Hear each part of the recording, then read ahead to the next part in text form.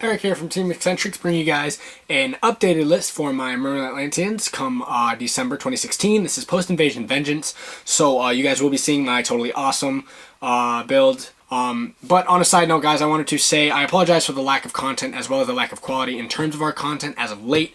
It's been a rough month for me. I am relocating, so I'm trying to figure out things and trying to figure out like how to balance both working on Team Eccentrics, working on my other hobby, my main hobby, which is skateboarding, as well as working on moving and work. So there's a lot going on in my own personal life, as well as scheduling conflicts with all of the other members of Team Eccentric.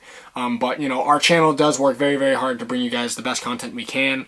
It's just been a little bit rough lately, but very, very, very soon I will have my own place, which is really awesome for the channel ultimately, because I will have my own place to film, which means I can film more consistently, more cohesively. I can think out my projects. I can think out ideas for the videos.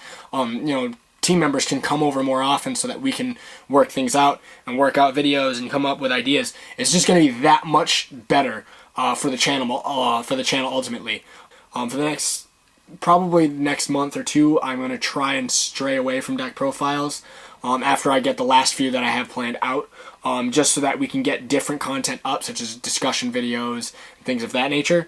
That way we can kind of hear your ideas and see what you guys think of the channel and see what you guys want to see. Have the content that you guys want. And that being said, within the next few probably weeks, we're going to be filming more discussion videos. We're going to be through video. We're going to be asking questions and polls and things of that nature, just to kind of see what the general consensus of subscribers to Team Eccentrics want to see. So we really appreciate all of you guys have given us, and all of both the positive and the negative feedback you guys have given us. We're really trying to grow as a channel. But without further ado, guys, let's get into the deck profile. I apologize for rambling.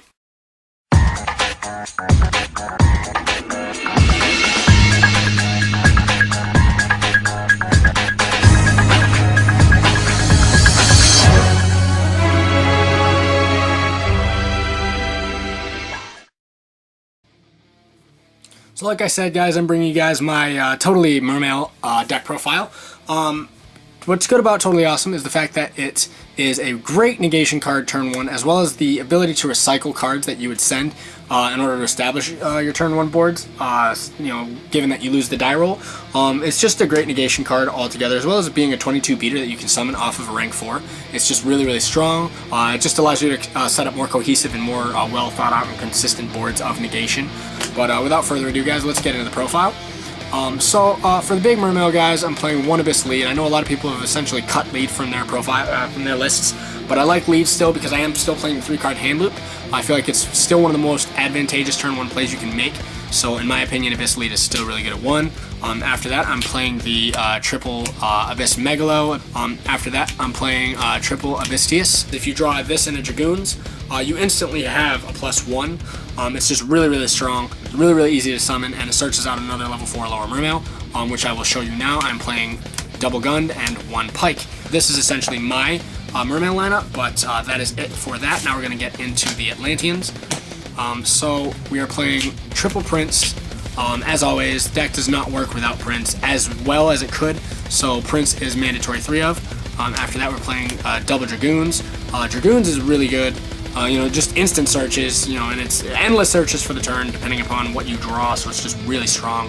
After that, I'm playing the double Marksman, and then after that, the double Heavy Infantry, because I feel like this lineup is standard. Some people do stray, some people might play like 2 to 3 Heavy Infantry and 1 Marksman, or even a little less than that. It's all dependent upon your player preference and how you build the deck, but I feel like that is one of the most consistent ratios.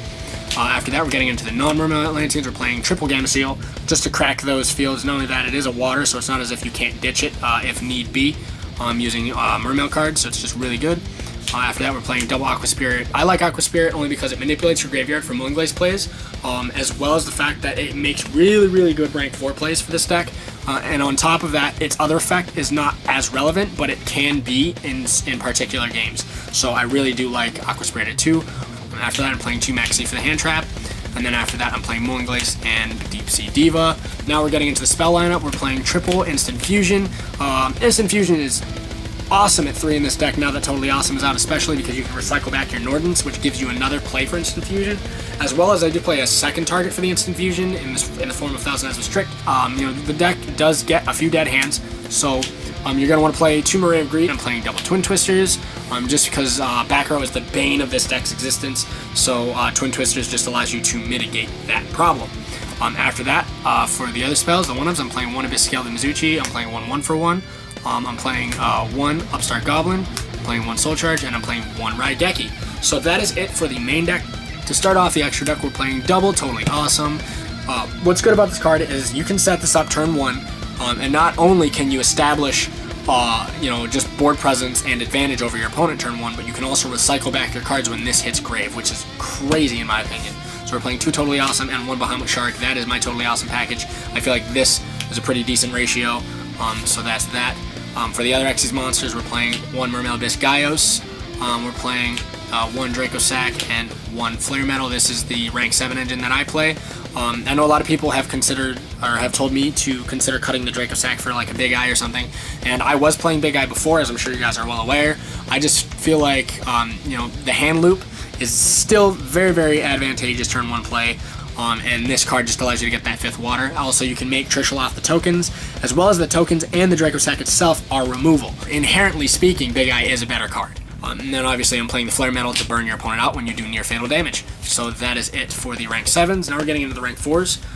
We're playing 1 Honor Arc. Honor Arc, in my opinion, is still inherently good Mermails because of the instant fusion into Dragoons and then just snatch your opponent's guy and get a free search off of it. It's just really good.